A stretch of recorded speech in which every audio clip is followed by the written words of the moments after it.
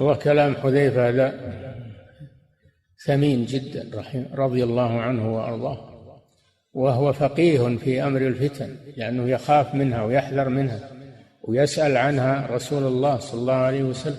هو أكثر الصحابة سؤالا عن الفتن.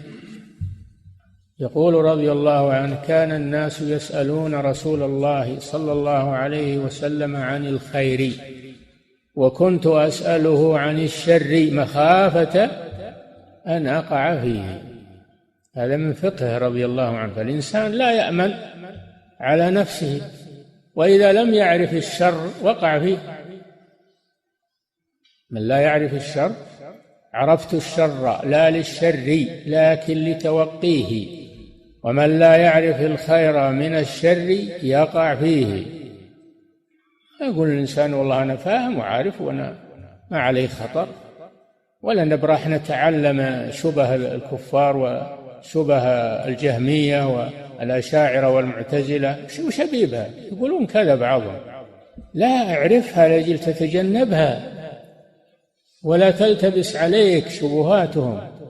اعرفها من أجل أن تتجنبها، وإلا تقع فيها، لا سيما وأنهم أهل الفصاحة وأهل علم وأهل حجاج ومناقشة. لا بد أنك تكون عندك حصانة منهم. ولذلك نحن ندرس في العقيدة، ندرس مذهب أهل السنة والجماعة، ندرس مذهب المعتزلة والجهمية والمعتزلة والأشاعرة ومذهب الخوارج، مذهب المرجئة. ليش ندرس هذه الأشياء؟ محبة لها؟ لا، ندرسها لأجل أن نتجنبها، لكن لا يمكن أن نتجنبها دون أن نعرفها.